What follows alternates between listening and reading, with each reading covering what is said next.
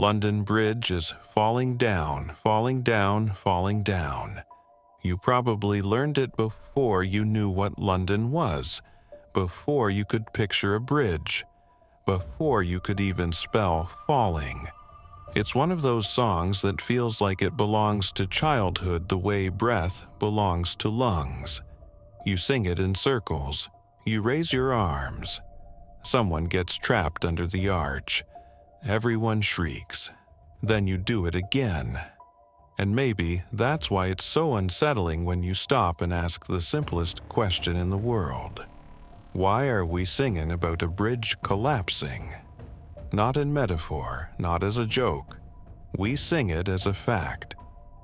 London Bridge is falling down, like a warning that never expired. And before we're done, you'll see why this wasn't written to entertain children. It was written to remember something London couldn't afford to forget. Imagine waking up in London 1,000 years ago and realizing your city is built beside a river that never stays still.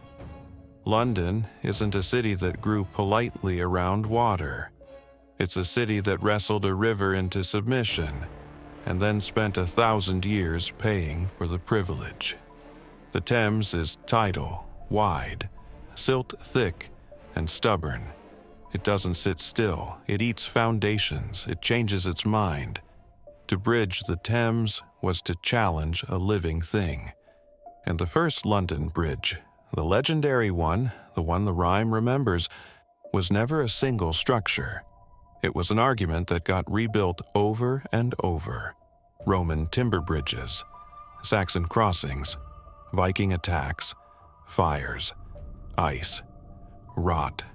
Every time London thought it had finally pinned the river down, the river reminded them who was older. Because the bridge wasn't just fighting time, it was fighting a river that wanted it gone.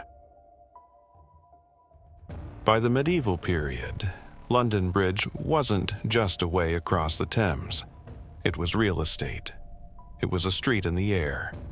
Houses on both sides, shops, workshops, chapels, taverns. Traffic jammed between walls of wood and stone. A crowd lived there permanently. Families, merchants, workers, above a river that never stopped moving. Picture a bridge so busy it forgot it was a bridge. Now, picture what happens when something like that starts to decay. You don't just lose a crossing, you lose a neighborhood. And when a neighborhood hangs over water, every creek becomes a warning. Here's the first quiet twist. The rhyme shows up in print relatively late. The earliest known printed versions appear in the 1700s, with more stable lyrics in the 1800s. But by then, everyone already knew it. That's not how new songs act. That's how old songs finally get caught. Nursery rhymes and street songs live orally for generations before ink ever touches them. They mutate, they travel. They pick up extra verses like burrs on a coat. So the fact that London Bridge is falling down arrives in print late doesn't mean it's young. It means it survived long enough to be written. Which raises the real question. What was so important that people kept singing it for centuries? There isn't a single true origin here. There are clusters of memory. The rhyme is a fossil bed, 100 years at a time pressed into a few sing-song lines. The bridge really did keep falling down, and not once but repeatedly. Parts collapsing, repairs failing. Rivers scour under piers. Fires ripping through the wooden superstructure. Ice in hard winters grinding supports like teeth. When people say London Bridge, they're not always describing one event. They're describing the experience of living beside something that never stayed fixed for long. A child singing the rhyme in 1820 might have parents who watched repairs in 1805, who had grandparents who heard about collapse in 1763, who had great-grandparents who remembered a different breakdown after a different storm. The rhyme is London's way of saying, "This thing you depend on can betray you." But the rhyme doesn't just remember collapse, it remembers the desperate ways people tried to stop it. Build it up with wood and clay. Build it up with iron and steel.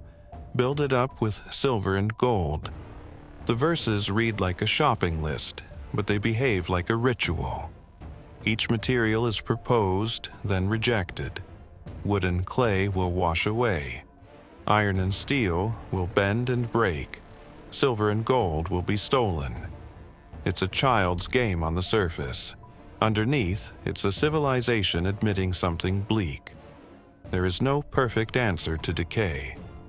Every fix carries a failure inside it.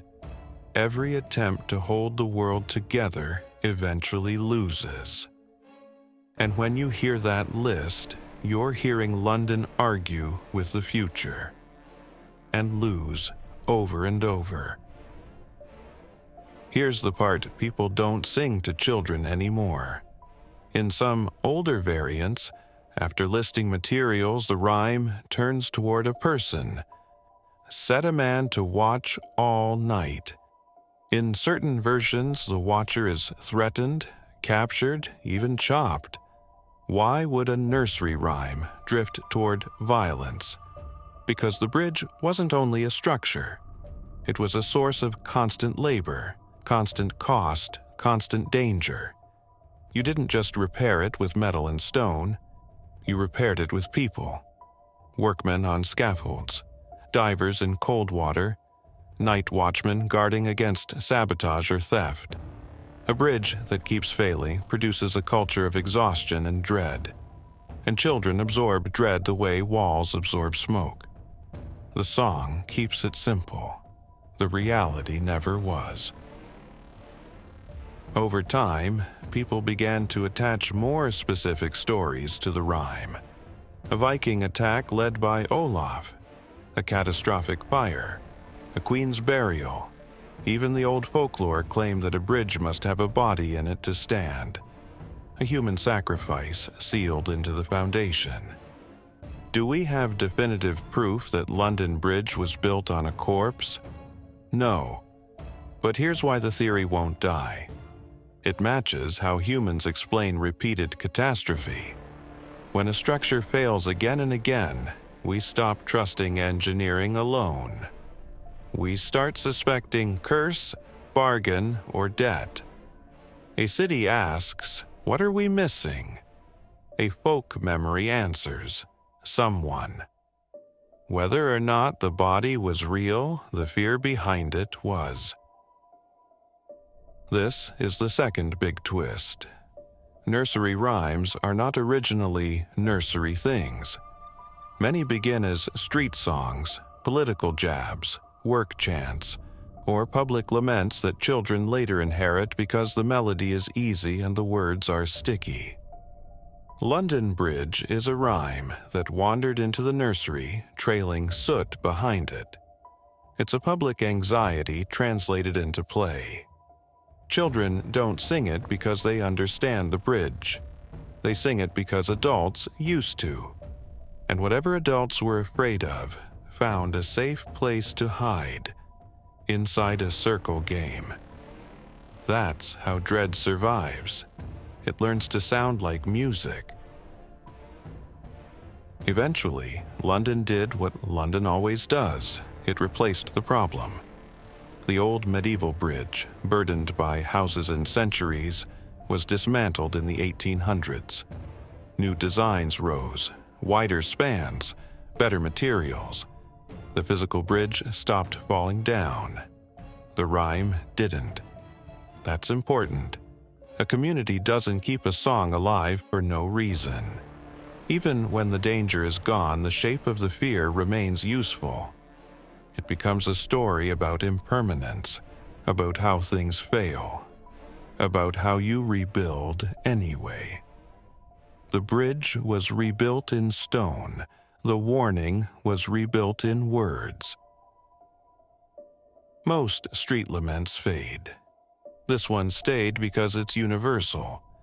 Every culture has a London Bridge, a place everyone relies on, a structure everyone assumes will hold, until it doesn't.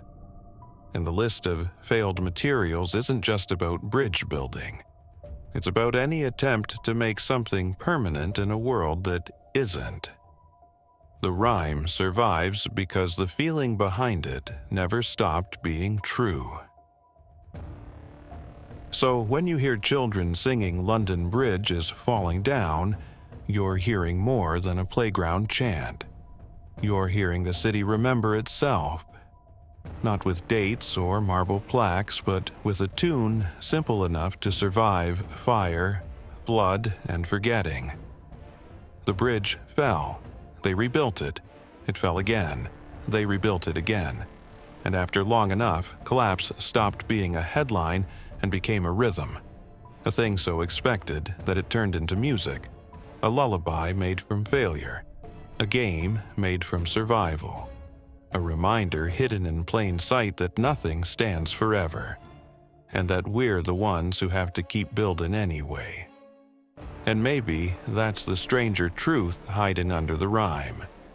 People don't just rebuild stone and timber, they rebuild meaning. When the world breaks, we look for a way to explain it, control it, or at least name it, even if the explanation turns ritual. Even if control turns cruel. Because in the same centuries when London kept stitching its bridge back together, Europe was doing something even more unsettling with its own collapsing world. When fear, chaos, and power struggles threatened to swallow whole cities, courts didn't stop at the living. They reached into the grave. Next time on Lore&Ruin, the corpse trials, the true story of medieval Europe putting the dead on trial, sentencing bodies that couldn't defend themselves, and turning justice into a ritual meant to hold a frightened world together. If a bridge can fall and still be rebuilt, what does it say about a society that decides even death isn't the end of judgment?